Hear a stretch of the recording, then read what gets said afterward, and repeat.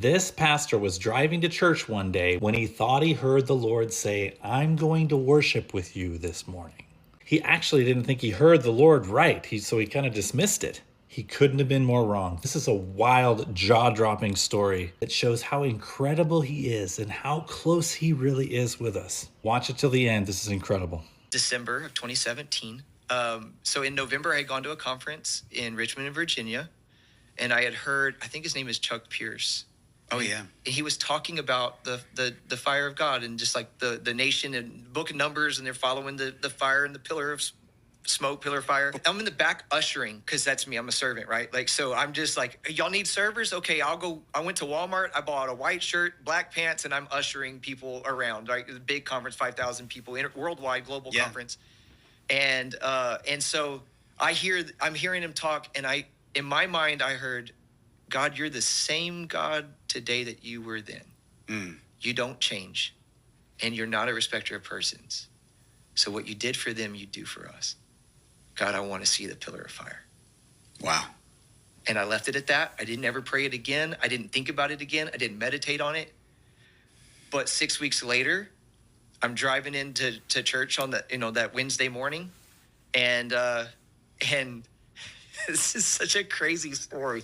Sorry. It's radical radio, brother. Go for it. And y'all better hold on tight because this is crazy. Anyway, so I hear the Lord say, I'm going to worship with you this morning.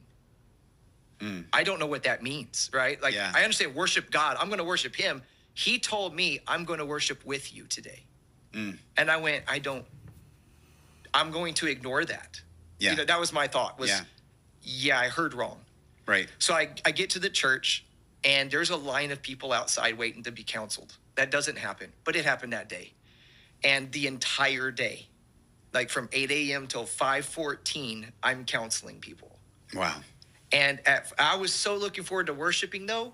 Yeah. I was like, I don't know what, I'm going to ignore that I heard that, but I know that I'm going to worship, and it's going to be great.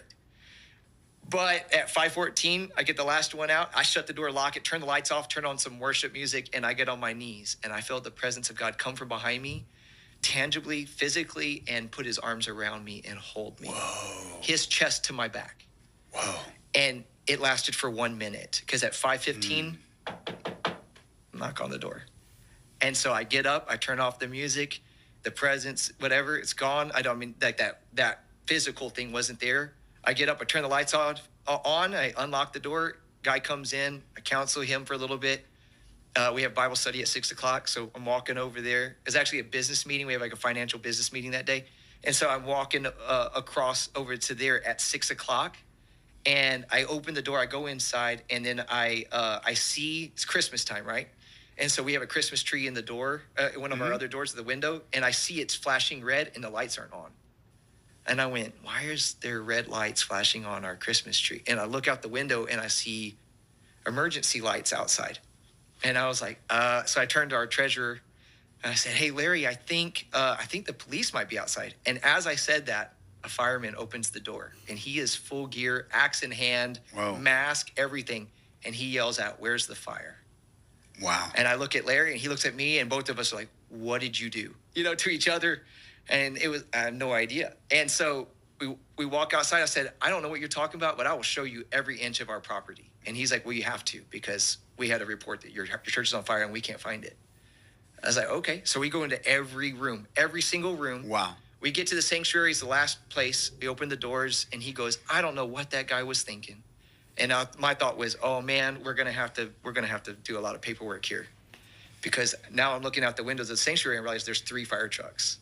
Whoa. Which in our town is pretty much the whole fleet.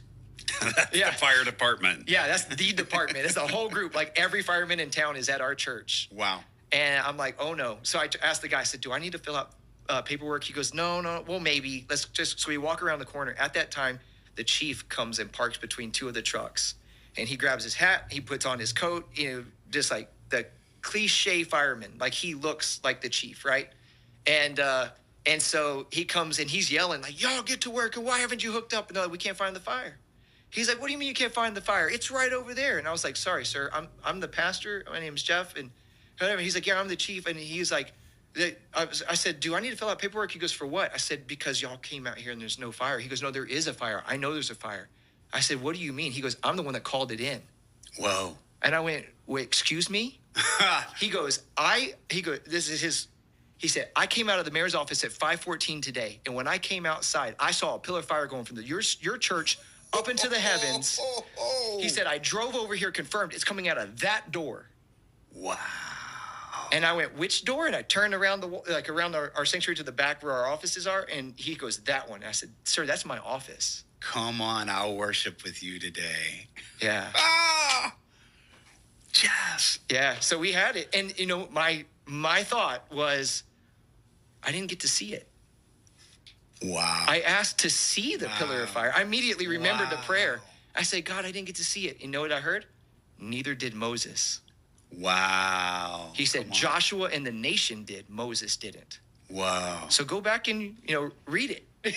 Come on. Go back to read that. The whole nation, I think it's like Numbers 3 or something like that. Yeah. It says that like the whole, when Moses would walk to the tent, everybody would come out and watch. Exodus 33. Exodus 33. Yep. That's it. And he would walk in, and then the pillar would fall, and Joshua would stand outside. That's right. Man, that's so cool.